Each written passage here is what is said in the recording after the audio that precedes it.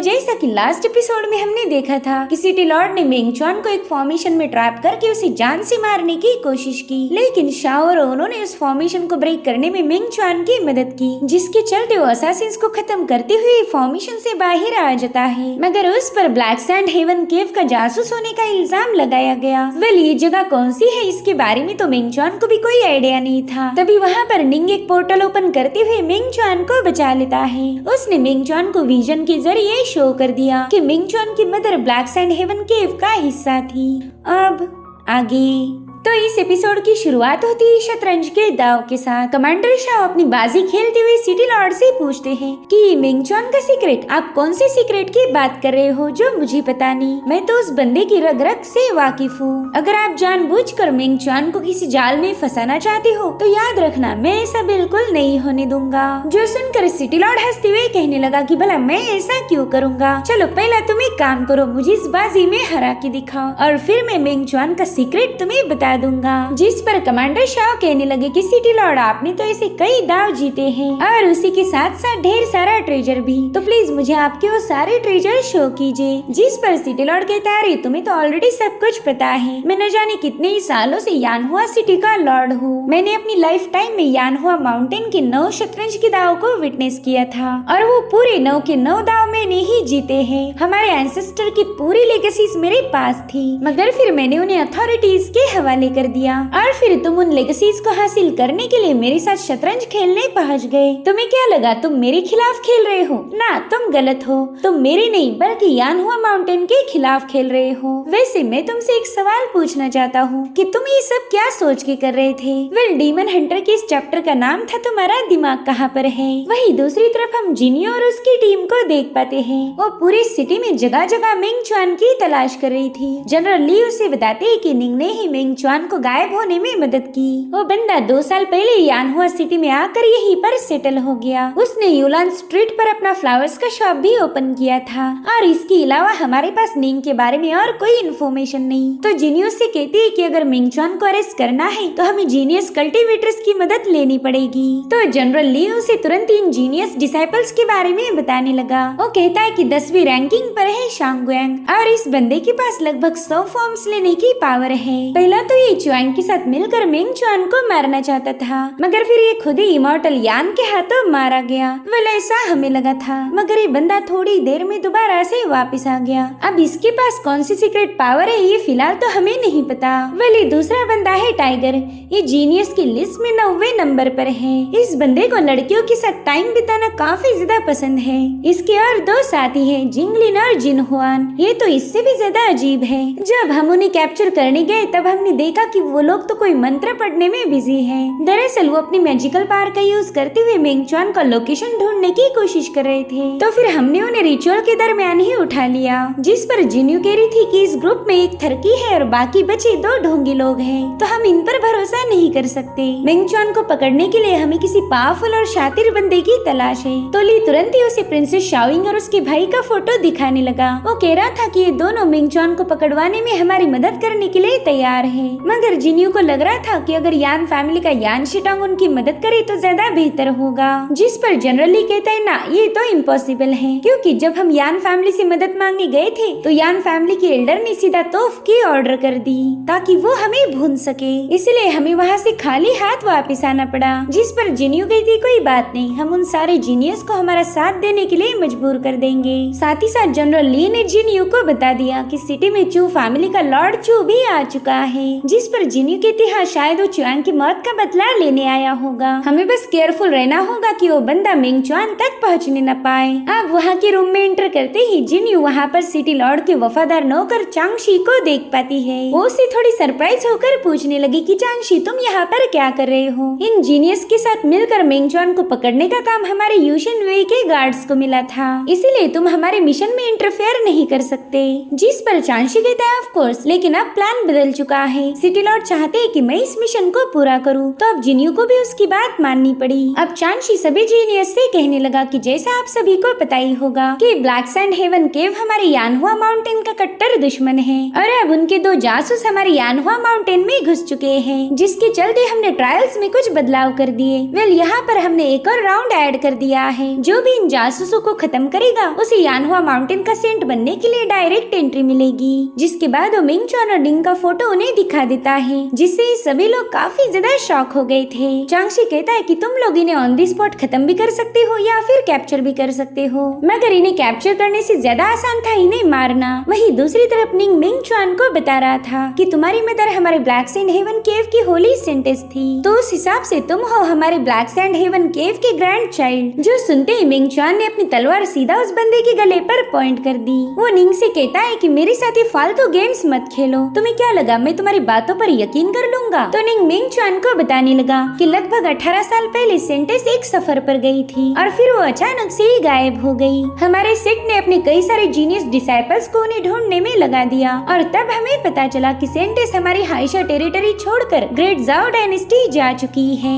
दरअसल वो black sand haven केव को छोड़कर भाग गई थी, जिस पर मिंग चुआन कहते हैं हाँ ये वाली हरकत मेरी माँ बिल्कुल कर सकती है। तो बताओ फिर उसके बाद क्या हुआ। जिस पर निंग कहने लगा कि उसके बाद एग्जैक्टली क्या हुआ ये तो हमें नहीं पता, मगर उनकी मुलाकात एक बंदे से हुई थी और शायद उन दोनों में प्यार हो गया। उसके बाद वो दोनों कहाँ गायब हो गए इसकी किसी को खबर ही नहीं थी। और फिर लगभग 8 साल पहले सेंटेंस का सोल लैम्प बुझ गया, यानी कि उनकी मौत हो गई थी। और तब जाकर हमें सारी बात पता चली कि सेंटेंस ग्रेट जाओ डायनेस्टी के एक छोटे से फिशिंग विलेज में छुपी हुई थी। उनकी एक प्यारी सी फैमिली थी जिन्हें वो दिलो जान से प्यार करती है। ये सब सुनने के बाद मिंग चुआन निंग से पूछ रहा था कि क्या तुम अभी भी मेरी मदर को ढूंढ रहे थे या फिर तुम्हारा कोई और मकसद था। जिस पर वो बंदा कहता है कि मुझे तो सेंटेंस की डेथ की खबर मिल चुकी थी, तो मेरा यहाँ आने का मकसद सेंटेंस नहीं बल्कि कांग युआन की लेगेसी को हासिल करना है। कांग युआन की ट्रेजर का जिक्र सुनते ही मिंग चुआन और ज़ैंग शन थोड़े से अलर्ट हो गए। अब निंग मिंग चुआन को कांग युआन की लेगेसी के बारे में बताने लगा। वो कहता है कि हजारों सालों पहले हमारी दुनिया में कल्टीवेशन का बस एक ही सेक्रेड लैंड था जिसके फाउंडर थे कांग युआन पैट्रियार्क। ये जगह कांग युआन सेक्ट के नाम से भी जानी जाती थी। कांग युआन पैट्रियार्क ने अपने डिसाइपल्स को हमेशा सच्चाई की राह पर चलने की टीचिंग दी। उन्होंने ही इंसानों को कल्टीवेशन की दुनिया से इंट्रोड्यूस किया था, मगर फिर एक दिन कांग युआन पैट्रियार्क अचानक से गायब हो गए। उनके जाने के बाद तो सेक्ट के डिसाइपल्स पर लगाम लगाने वाला कोई नहीं था, तो सेक्ट में कांस्टेंट लड़ाई झगड़े शुरू हो गए। इन सभी को कांग युआन पैट्रियार्क की लेगेसी को हासिल करना था। और दोस्तों इस लेगेसी में हमें वो स्टार ट्रेजर भी दिखाया गया जो कि फिलहाल मिंग चुआन की प्रीमोर्डियल फॉर्म ज़ैंग शन के पास है। वेल ऐसे ही कई सारे पावरफुल ट्रेजर अलग अलग कल्टीवेटर्स के हाथ लग गए थे और उन्होंने इसी का यूज करते हुए अपने अलग अलग सेक्ट एस्टेब्लिश किए। और ऐसा ही करते करते कांग युआन रेल्म में कई सारे सेक्ट बन गए थे जो कि एक दूसरे के कट्टर दुश्मन हैं। इनमें लगातार बैटल्स होती रहती थी और हर बार के बैटल में एक कमजोर सेक्ट एलिमिनेट हुआ। ऐसा करते करते अब यहाँ पर बस 3 ही सेक्ट बच गए थे जो कि आज भी कायम है। अब निंग इन तीनों सेक्ट के बारे में मिंग चुआन को बता रहा था। वो कहता है कि उन तीनों में से एक है यानहुआ माउंटेन, दूसरा है हमारी ब्लैक सैंड हेवन केव और तीसरा है लियांग जाय आइलैंड। इनमें से यानहुआ माउंटेन हमेशा से ये क्लेम करता आया है कि वही कांग युआन का असली वारिस है, तो इन तीनों सेक्ट में यानहुआ माउंटेन ही फर्स्ट रैंकिंग पर आता है। इसकी एक दूसरी वजह ये भी है कि यानहुआ माउंटेन के पास कांग युआन की लेगेसी का सबसे बड़ा पीस है जो कि है कांग युआन का शतरंज का बोर्ड। निंग बताता है कि लेजेंड के हिसाब से कांग युआन पैट्रियार्क ने अपनी लेगेसी का ज्यादा से ज्यादा हिस्सा इस चेस गेम में छुपाया था, तो जो भी मास्टर इस शतरंज की दाव को जीतेगा उसे ही कांग युआन चेस गेम में छुपी हुई लेगेसी मिल जाएगी। जिस पर मिंग चुआन कहता है ये सब तो मैं समझ गया, मगर एक बात मेरे पल्ले नहीं पड़ रही कि आखिर कांग युआन के पैट्रियार्क ने अपनी मेन लेगेसी चेस बोर्ड में हाइड क्यों की होगी। वेल मिंग चुआन की सवाल का जवाब देता है ज़ैंग शन। वो कह रहा था कि पैट्रियार्क ने ऐसा जानबूझकर किया ताकि यहाँ पर हमेशा कॉन्फ्लिक्ट्स लड़ाई झगड़े चलते रहे। जो सुनकर मिंग चुआन कह रहा था कि यानी कि उस बंदे को पहले से ही पता था कि उसके गायब होते ही उसके डिसाइपल्स एक दूसरे के दुश्मन बन जाएंगे, साथ ही साथ उसका सेक्ट भी डिस्ट्रॉय हो जाएगा,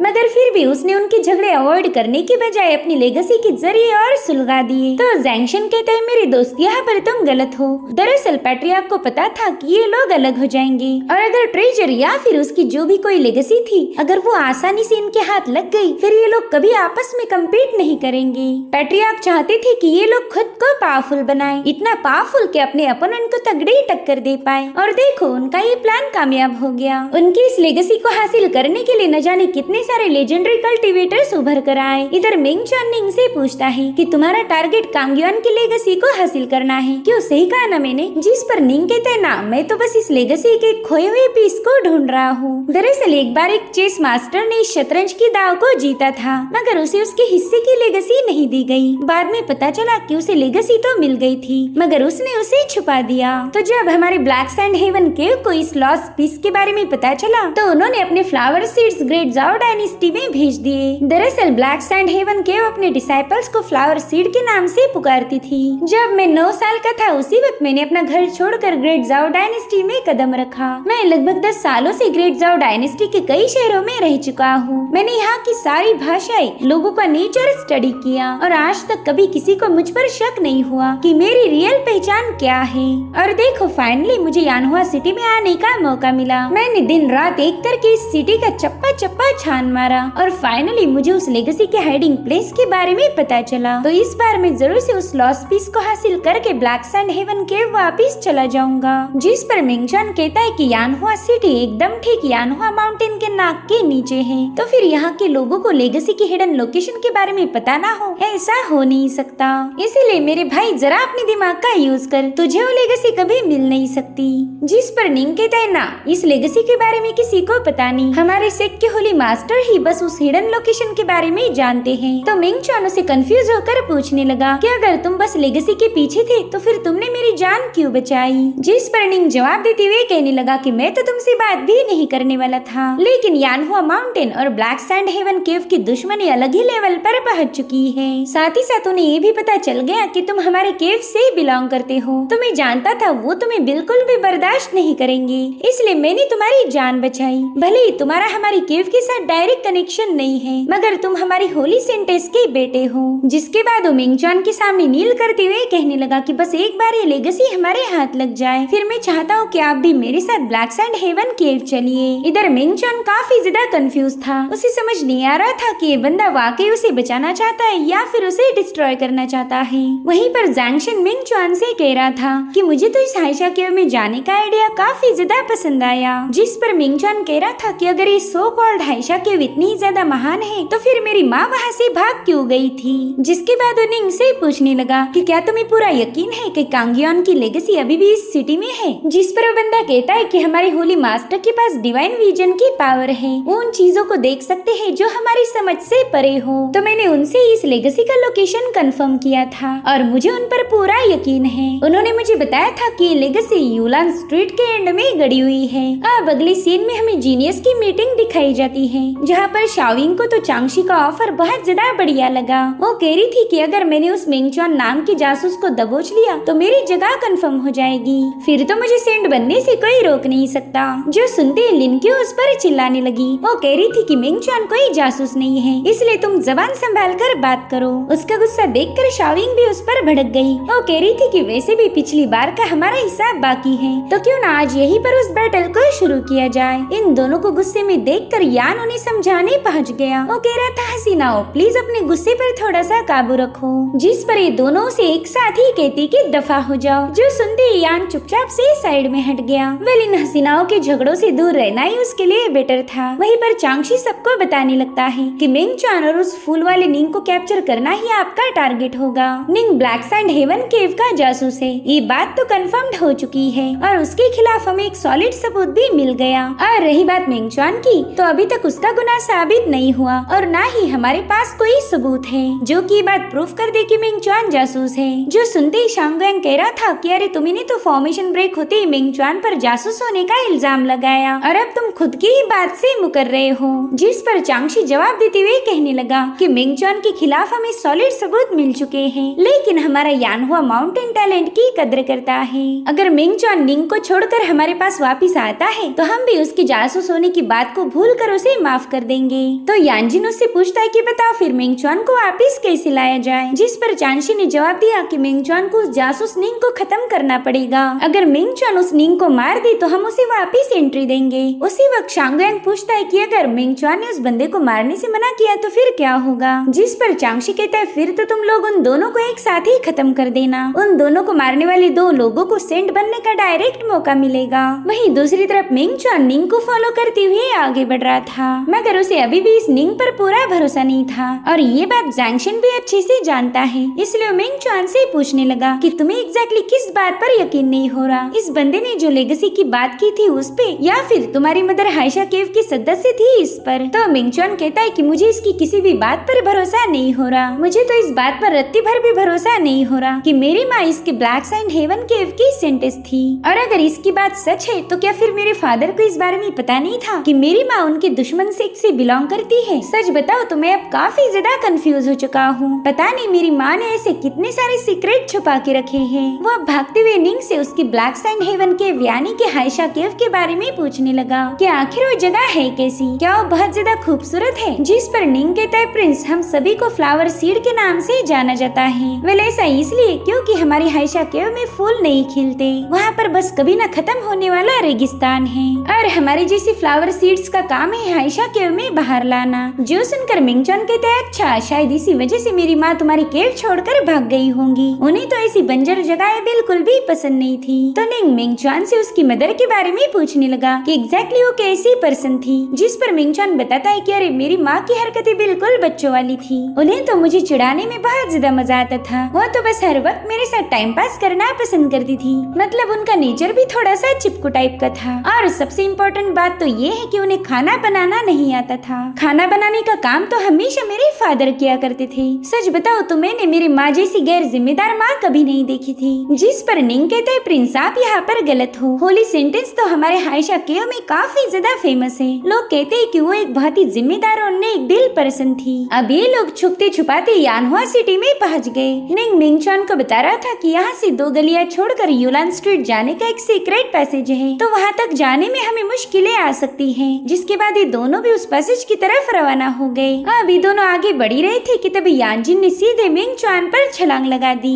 वहीं दूसरी तरफ इमॉर्टल यान ने भी निंग पर हमला कर दिया था। वो बड़ी ही तेजी के साथ निंग पर अपने स्पीयर से अटैक करने की कोशिश कर रहा था, मगर निंग भी कुछ कम नहीं, वो अपने कूल अंदाज में उसके अटैक को डॉज करने लगा। इधर यानजिन भी मिंगचॉन के साथ भिड़ गया था। मिंगचॉन उससे पूछता है कि बताओ सिचुएशन कैसी है, क्या वो लोग वाकई मुझे जासूस समझ रहे? जिस पर यानजिन कहता है, मेरे भाई इस बार तो यानहुआ माउंटेन तुम्हें इतने आसानी से जाने नहीं देगा। जिस पर मिंगचॉन कहते हैं, हाँ ये बात तो मैं समझ गया हूँ, देखो ना उन्होंने तो मेरे ही दोस्तों को मुझे मारने के लिए भेज दिया। खैर ये तो मुझे पता ही था, मगर मुझे कुछ काम की इन्फॉर्मेशन दो। तो यानजिन हवा में फ्लोट करते हुए अपनी पावर्स को एक्टिवेट कर देता है। साथ ही साथ वो मिंगचॉन को बता रहा था कि यानहुआ माउंटेन चाहता है तुम अपनी एक साइड चूज कर लो कि आखिर तुम्हें किसका साथ देना है, यानहुआ माउंटेन का या फिर ब्लैक सैंड हेवन केव का। इधर मिंगचॉन यानजिन के खतरनाक अटैक से बचते हुए कहने लगा कि भाई तुम तो अपनी रियल वाली पावर का यूज कर रहे हो, तो अब मुझे समझ नहीं आ रहा कि तुम्हारे दिमाग में आखिर चल क्या रहा है। क्या तुम वाकई मुझे मारने आए थे? और फिर मिंगचॉन भी अपनी ऑटम लिव टेक्निक का यूज करते हुए सीधे यानजिन के पीछे आ जाता है, मगर यानजिन ने समय रहते उसके अटैक को डिस्ट्रॉय कर दिया, जिससे ये दोनों भी काफी पीछे ढकेले गए थे। यानजिन कहता है कि तुम्हारे पास एक और मौका है, शायद एक आखिरी चांस। दरअसल एग्जामिनर चांगशी ने कहा है कि अगर तुम अपनी गलती कबूल करके निंग को खत्म कर दो तो वो तुम्हें माफ करने के लिए तैयार है। मगर ये आइडिया मिंगचॉन को बिल्कुल भी अच्छी नहीं लगी। वो यूं बेवजह तो निंग को खत्म नहीं करेगा। आफ्टर ऑल उस बंदे ने मिंगचॉन को लॉर्ड चू के अटैक से बचाया था। इधर यानजिन चाहता है कि बस मिंगचॉन अपना नाम जैसे तैसे क्लियर करके यानहुआ माउंटेन में वापस आ जाए। तो वो कहता है, भाई निंग एक जासूस है, उसे मार दो तो यानहुआ माउंटेन के सामने तुम अपनी वफादारी साबित कर पाओगे। जिस पर मिंगचॉन कहता है, और अगर मैंने उस बंदे को मारने से इनकार कर दिया तो? तभी शांगुएंग कहता है, तो फिर हम सभी तुम्हें थैंक्स बोलेंगे, क्योंकि तुम्हें मारने के बाद हमें सेंट बनने का डायरेक्ट टिकट मिल जाएगा। तो इस तरह से मिंगचॉन एक अजीब सी सिचुएशन में फंस गया था। एक तो निंग को मार के खुद को बचाए या फिर अपने दोस्तों के साथ फाइट करके यानहुआ माउंटेन का दुश्मन बन जाए। अब मिंगचॉन क्या डिसीजन लेता है ये हमें अगले एपिसोड में पता चलेगा। Thank you so much for watching. Bye bye, take care.